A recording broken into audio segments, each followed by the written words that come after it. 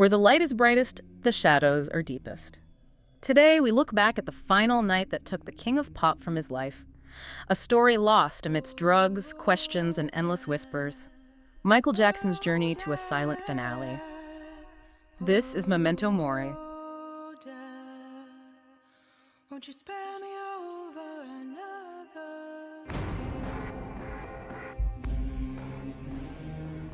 Today we're going right into the heart of one of the most tragic and honestly one of the most scrutinized celebrity deaths of our time. The passing of Michael Jackson on June 25, 2009. He was only 50. Our mission here is to really dissect the circumstances. We want to move past the headlines and, focus on the official findings of the catastrophic medical choices made that night and the persistent financial mysteries that, well, they continue to fuel speculation even now. Yeah. We're going to walk away with a really clear picture of what the evidence actually says. And it's so important to start with the sheer scale of who we're talking about. This wasn't just a pop star. No. Michael Jackson was the king of pop. His life was defined by this unimaginable influence, but also equally unimaginable pressure. And in 2009, he was right in the middle of this massive comeback attempt, the This Is It tour, a 50-show residency in London. Exactly. So the moment his death was announced, the shock was planetary. And the circumstances were so suspicious, with the powerful drugs found, it immediately became a full-scale homicide investigation. Okay, so let's unpack that comeback, because that really is the root of the whole tragedy, isn't it? It is. 50 shows at the O2 Arena. I mean, that is just an unprecedented commitment. And the tickets, they sold out in minutes. Gone. Which just put him under this crushing pressure to deliver, the most perfect, most physically demanding show of his entire career. For a global audience. And that pressure was, well, it was debilitating. I have to understand. His perfectionism was legendary. He wasn't just supposed to perform. He was expected to redefine pop performance all over again. But his body was already fragile at this point. Extremely. Decades of these intense, bone-jarring dance routines, not to mention multiple surgeries and chronic pain. It had all taken a really severe physical toll. And the mental toll that manifested in one really critical way that all the reports point to: chronic, crippling insomnia. He just couldn't turn his brain off. Right. From the weight of it all. That's it. And his desperate search for rest, for sleep, led him down a very, very dangerous path. He became reliant on this cocktail of powerful prescription drugs. Which meant he needed constant medical supervision. Specialized supervision, which he hired in the form of Dr. Conrad Murray, his personal cardiologist. Jackson was apparently so desperate for sleep that he called the anesthetic Propofol his milk. His milk. Wow. He believed it was the only thing that could guarantee him rest. And this is where the story shifts completely, doesn't it? It goes from professional pressure to, frankly, criminal negligence. We have to detail that morning, June 25, 2009, at his rented LA mansion, and really focus on Dr. Murray's actions. The timeline of the drug administration, it's just chilling, because you can see this clear escalation of danger right there in a home environment. So it starts early. Very early. Around 1:30 a.m., Jackson can't sleep. So Murray starts injecting him with a series of powerful sedatives. And these aren't just like regular sleeping pills. Not at all. These are benzodiazepines. We're talking Valium, lorazepam, and midazolam. So he's just hitting him with a cocktail of powerful tranquilizers, all of which are known to suppress breathing, trying to force him to sleep. Right. Trying to knock him out, essentially. And yet, the sources all say they were completely ineffective. It didn't work. They didn't work. And when these powerful depressants failed by mid-morning, it just sets the stage for the fatal error. Around 10:40 a.m., allegedly because Jackson was demanding his milk, Murray injected him with 25 milligrams of Propofol. And we need to be really clear for anyone listening who might not know this drug. Propofol is not something you take to relax. This is a major, major drug. You would only ever see it in a major surgery. Exactly. And this is the crucial context for this whole deep dive. Propofol is a powerful, fast-acting general anesthetic. It is only meant to be used in a highly monitored clinical setting. A hospital, an ICU. A hospital, an ICU, where an anesthesiologist is present, managing the respiratory depression it always causes. You need continuous monitoring of oxygen levels, blood pressure, all of it. So to give it to someone at home. With that earlier cocktail of benzodiazepines, it created a completely unstable, lethal environment. So that combination of the lorazepam, the midazolam, and then the propofol on top, it basically just shut his system down. It did, but the negligence, it didn't even stop there. It continued with the response right after. That's the part that is just, it's mind-boggling. It's the single most damning element from the trial. Murray himself admitted he left the room for a bit. Which you just don't do with propofol. It's gross negligence in itself. Yeah. And he comes back to find Jackson unresponsive, not breathing.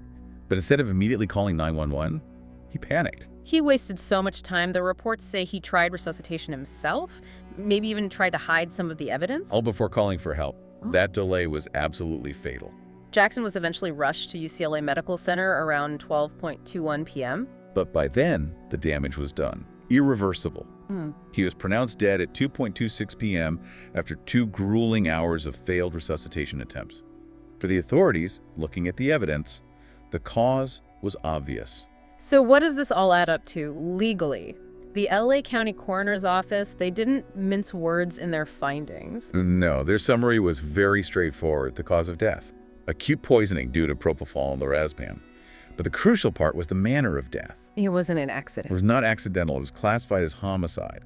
And that classification led directly to the indictment and the huge trial of Dr. Conrad Murray in 2011. In that trial, it wasn't just about prescribing drugs, was it? It was about a pattern of criminal recklessness. Absolutely. The prosecution's case was built on multiple provable failures of basic medical care. Just textbook criminal negligence. So what was the main argument? First, he gave propofol outside a clinical setting. That Yeah. alone is a massive violation. Second, he failed to use critical monitoring equipment. We're talking basic stuff. A pulse oximeter, the little thing on your finger that measures oxygen. Right. Or a blood pressure cuff, things every clinic has. He had none of it. Nothing. He was flying completely blind while giving a patient a general anesthetic. That's just unbelievable. And on top of that, the prosecution hammered him for not calling 911 immediately, for doing CPR incorrectly. And then there was the sourcing of the propofol itself. He couldn't really explain where he got it. It was obtained illegally, wasn't it? It seems so, yeah. Through pharmacy fronts, outside of any legitimate hospital supply chain. That detail about the monitoring equipment is so key because it changes the story from he made a terrible mistake to he created a life-threatening situation and had no way to fix it. Exactly. And the verdict reflected that. He was convicted of involuntary manslaughter. Which means killing someone unintentionally, but while doing something unlawful. Precisely. He was sentenced to 4 years, but he only served 2 before being released for good behavior. So the conviction gave some legal closure. It punished the person who gave him the drug. But for millions of people, for his family, that just wasn't the full story. We have to look at the financial side of this because that's what fueled all the conspiracy theories that are still around today. Right, and this is where the story pivots into the shadows. And it's all built on this truly shocking financial paradox. What do you mean? When Michael Jackson died, he was drowning in debt. We're talking over $400 million. He was stressed. He had massive financial commitments. But his death? His death instantly, completely transformed his financial reality. Overnight, his legacy became a financial juggernaut. How big a transformation are we talking about? Multi-billion-dollar range Ah. through music rights, royalties, the This Is It rehearsal film, which made hundreds of millions.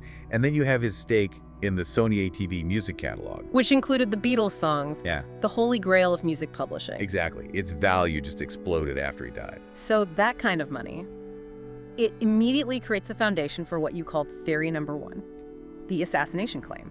It does. Because if there are billions on a table, the question shifts from, was it negligence, to, was there malicious intent? And the theory goes, The theory is that Jackson was deliberately targeted by powerful financial actors who stood to gain from his death. Specifically, people who wanted to force a sale or seize control of that Sony ATV catalog. and in that story, Dr. Murray isn't the main villain. No. In that version, he's just a pawn, a manipulated figure either bribed or just used to deliver the final blow in a scheme that was already in motion. Then there's theory number 2. This one is less about a single event and more about long-term manipulation. Yes, this theory suggests that the people around him, his handlers, intentionally enabled his dependence on these dangerous drugs to keep him compliant, to keep him working on this grueling tour. So they could control him. Exactly. Knowing that his dependence made him controllable, propofol, in this view, wasn't the cause. It was just the final, foreseeable outcome of a deliberate plan to push his fragile system to the very edge for profit. And people point to that rehearsal footage from This Is It. The footage filmed just days before he died. He looks amazing. He's strong. He's focused. That footage is a huge talking point, but we do have to be critical. He looks incredible on stage, but aren't world-class performers masters at hiding severe pain when the camera is on? That's a really good point. Could that footage actually be misleading, hiding the exhaustion and the pain he was feeling behind the scenes? It's possible. But for the believers of these theories, they see that energy, plus the inconsistencies like where the propofol came from, and they see a pattern. They see an environment that was actively working toward a tragic conclusion, not just a tragic accident.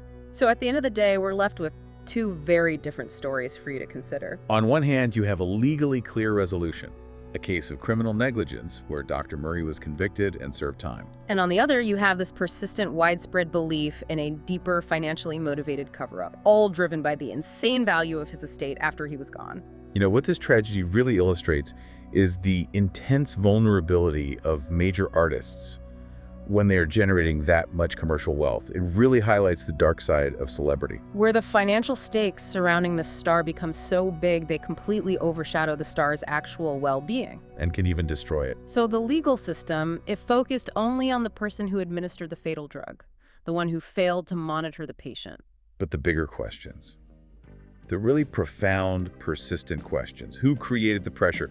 Who created the demand in the environment where a man needed a general anesthetic just to get a night's sleep?